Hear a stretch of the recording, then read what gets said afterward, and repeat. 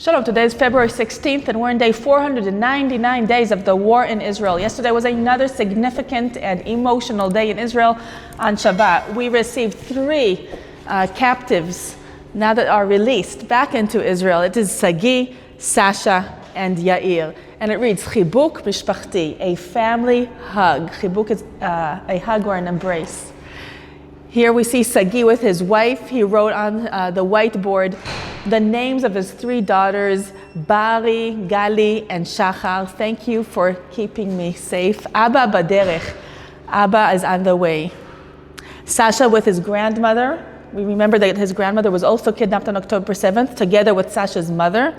And here Yair is reunited with his family for the first time. Yair's brother is still in captivity. Let's open it up and read a little bit more details about these hostages that are freed and more than that. The segment is called Mechakim lekulam babayit. Kulam means everyone. We're waiting for everyone at home, meaning the hostages. That's the message. We're waiting for all of the hostages to return back to Israel. And the headline reads, Toda, thank you. Toda sheshamarten alai. Abba baderech. Thank you for guarding me. Abba, Father, is on the way home. Since Sagi was kidnapped on October 7th from his kibbutz in Nir Oz, his wife Avital was promoting in any kind of way, fighting and yelling in the Knesset and crying out to release him and the hostages. She was interviewed in every kind of media. She was lecturing all over the country. Yesterday, she received him in the Re'im camp. And she told him about their third daughter that was born during the time he was in captivity in Gaza. Her name is Shachar Mazal, she said. And Sagi was emotional, hitragesh, with a lot of emotions. He says, wow, mushlam. Mushlam means perfect. It's a perfect name. Mazal literally means luck. But I read here, and he used to call the baby in the tummy Mazal. So she kept that name. That was just the nickname. So she kept it in the name that she gave their daughter, Shachar. And Shachar means dawn. So Shachar Mazal. It reads that three of the hostages that were freed, Sagi, Yair Horn, and Sasha, were all held during the captivity in Khan Yunis. It was just hundreds of meters from the kibbutz Nir Oz, from where they were kidnapped from. Sagi and Yair were together in the tunnels with three other hostages. Sagi got severely injured in his hand, and it got worse and worse as the captors, the Hamas, were investigating him with a lot of violence. So in the hospital, they're checking his hands, and the experts are going to take care of that. During the captivity, in Hebrew captivity is shevi. During the shevi, Sagi was completely detached from media. He did not know what happened to the rest of his family, not to Avital, his wife, not to his children, not to his sisters and parents. Only on Thursday, 2 days before he was released, they told him that he will be released in 2 days and that his wife had given birth. She was 7 months pregnant when he was captured, kidnapped. They even gave him earrings to give to his wife, and he couldn't believe it. He couldn't believe that his wife had given birth and she's okay. Here in the yellow box, we read about the story of the kidnapping of Sagi, and it reads that he made sure that his wife and two daughters, Bar and Gali, are safe in the safe room and locked, and he went out and called for help and continued to fight. It says leilachem, to fight. So he was one of the first ones that realized that there was an infiltration into the kibbutz. So he was kidnapped during his fighting. His mom was also kidnapped by Hamas terrorists, and on the way to Gaza, the terrorists were killed by an Israeli Air Force attack. So she was saved, and she was running back to the kibbutz for 2 hours barefoot. And when a Hamas terrorist tractor came by, she dropped down, played dead for a while, and they just passed her thinking she was dead. And this is how her life was saved. She continued to run afterwards to the kibbutz until she got to her daughter's home back into Nir Oz. What a story. Down here we see Sagi in the helicopter with his father on the way to the hospital. You wouldn't guess that he's after almost 500 days of captivity. Such a great picture with his father. And here, Sagi is holding his wife's hand in the hospital. She's walking so proudly, so happy, so calm. And this is where his wife received Sagi for the first time in the Re'im camp yesterday morning. Next, again, מחכים לכולם בבית, waiting for everyone at home. בחזרה בתוך החיבוק של Sasha, back into the embrace of Sasha. And after almost 500 days alone in captivity, Shevi, of the Islamic Jihad. So this is a little different. It's the Islamic Jihad. They're more religious. כשראה את בת זוגו ספיר, when he saw his girlfriend Sapir and his mother Yelena being kidnapped as well, and they were released in the first deal of the hostage release, Sasha Trufanov can finally smile, it says. And it says, אני בסדר, I am okay. He repeated that and he told them when he was hugging them, you see that I'm okay. When he arrived into Israel, he was updated that his father Vitali was kidnapped on October 7th, and he wrote on the whiteboard then, on the way to the hospital, thank you for anyone who supported my mom during all of this time. Do not leave anyone back, any of the hostages back. Here it is what he wrote with his girlfriend Sapir and his mother.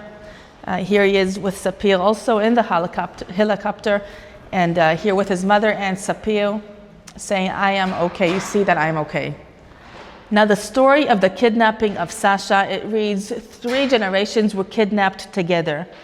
It was the weekend of Simchat Torah, as everybody knows, and Sasha and his wife, his girlfriend Sapir, went to visit Sapir's family. Sasha did not want to go. He said, I have a feeling we should cancel, I don't want to go. But Sapir says she convinced him to go anyway. I convinced him to go anyway, and we drove to the kibbutz. On October 7th, the terrorists took over Nir Oz. Sasha and Sapir were hiding under the bed, and they heard the shootings around them. Sapir describes it was deadly fear, and as you say in Hebrew, pachad mavet. Pachad is fear, mavet is death, but it's really deadly fear. A fear that it's hard to describe, she says. When they took me out from under the bed, I see Sasha on his knees with his bloody face. I thought it's the end. So Sapir was kidnapped separately from Sasha, together with his mom and his grandmother. His father, Vitali, was murdered. 3 of the women were released on November 2023, the first deal. And yesterday, finally, they were able to hug Sasha again. Next, בחולצה אדומה ולב חצוי, in a red shirt and a split heart. This is Yair Horn. Why is it split heart? Because Eitan, his younger brother, is still in captivity. They were kidnapped together, and only Yair has returned. Why in a red shirt? Because he's a big fan of Hapoel Be'er Sheva. Hapoel Be'er Sheva is a soccer team in Be'er Sheva. Apparently he's dealing with the soccer. He's interested in the soccer more than anything else here. So the red shirt, he has to fly over the stadium of Hapoel Be'er Sheva. He's watching here Hapoel Be'er Sheva game.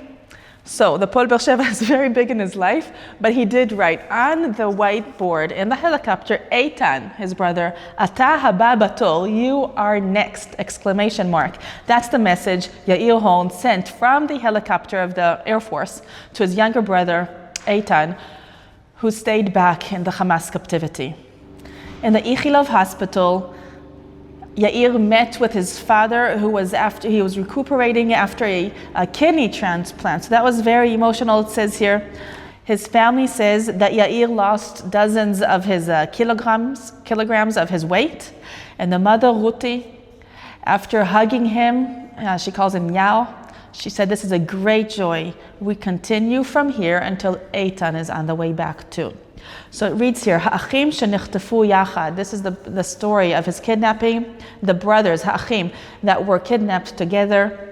Yair and Eitan Horn from Kfar Saba in the central part of Israel went to visit Yair in Simchat Torah on October 7th or October 6th actually. Amos, another brother, was supposed to go, but because he had some errands with another work or something, he did not come, and his mother says, wow, I'm so blessed that Amos also was not kidnapped because he did not come for that weekend.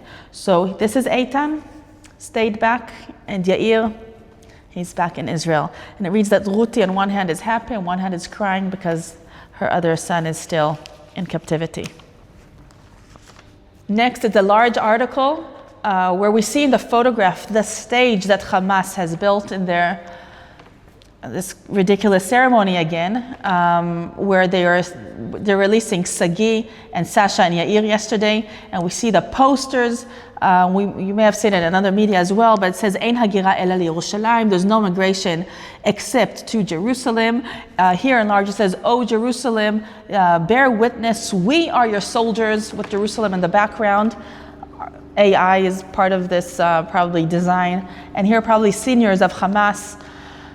Yes, and Gaza, which is fallen apart in the back. This is where they decided to conduct the ceremony with the green Hamas flags. This article is mainly about how fragile the second stage of the deal is. The second stage is where Hamas gains much more control in Gaza. All of the IDF will be completely out, and it will be going back to October 6th in their mind. Next, הפעימה השישית. This was the sixth phase. מאות מחבלים נוספים שוחררו מהכלא. Hundreds of more terrorists were released from jail, from the prison. Here we see them, the prisoners in prison, with the shirts that they got from the jail services with the Magen David, the Star of David on them, which later they burned when they were released. So it reads, השחרור הגדול לרצועת עזה. The big release to the Gaza Strip. Most of the terrorists were released back into the Gaza Strip. It says 369 terrorists were released when 36 of them were life sentenced. Amongst those that were released is the helper of Marwan Barghouti, and another one that planned a terrorist attack in 2002 in Kibbutz Matzer, where Revital and her two younger children, Matan and Noam, were killed. There are names here, names and lists of what they did in the years. So many of these people are responsible for killing 13 Israelis, 12 Israelis, killing 15 and injuring dozens in 2002, 2001, 2003. Some of these victims is here. She's 25 years old, walking with her friend in the forest in Jerusalem, safe, right? She was supposed to be safe, but she was killed. On and on, these stories of these killers, of these murderers, were just killing women, children, men, innocent Israeli civilians in cafes and buses, on the streets, just murderers. Released back into Gaza. Next, what you may not get on other media, this is Herzi Halevi, the chief of staff of the IDF that has resigned, and he will soon be replaced, but he's meeting the 4 surveillance soldiers that were released not too long ago, and he's apologizing. He's hearing their story, he's hearing what happened on October 7th from their mouth. He's hearing how it was in their captivity. Here they are. And he apologized and takes responsibility for what happened. He also praises their activity on October 7th, how well they did. And he says it was a mistake to not take seriously the lookout or the surveillance soldiers' warnings of Hamas forces gathering up on the other side of Israel, on the Hamas border, as the surveillance soldiers did see some unusual movement, and they did report about it, but the reports were not taken seriously. So again, Herzi Halevi, chief of staff of the IDF, apologizes to the surveillance soldiers. Down here, I want to show you an image. This is Yair Horn with a little stand clock he got on a stage that says Hazman Ozel, time is running out, with Matan Sangauker on it, printed out. His mother is in the background. Now, his mother is not in captivity, but she's fighting really hard in Israel. Her voice is very loud around the country about releasing the hostages. So this is a provocation, if you can say, of Hamas, sitting, this time is running out, with the sand clock with Matan on it. And it reads here, the opinion article, Tzini, cynical, Bazui means despisable, but precise. The hostages do not have any more time. Time is running out. But we can also see through this that Hamas is happy with the deal. Hamas, this deal is worth it for Hamas. Having so many of the prisoners released, so many of their friends of the murderers released, so much manpower back in Hamas and the Islamic Jihad coming back, and of course the control they'll be gaining back, the control of Gaza that they'll be having. So this deal is worth it for them. And sadly, we can say that kidnapping is worth it for them. They get what they want when they kidnap. Israel is willing to pay a very high price for the life of people. I'll end here. Thank you for standing with Israel, for praying for us, for praying for the hostages. Your prayers make a difference. Your support makes a difference. For more news that matters, news about Israel, news that you may not get in other media, go to allisrael.com. Follow us on our social media. If you like this video, please like it and share it with your friends, with your family. I am Rotem Magen for All Israel News.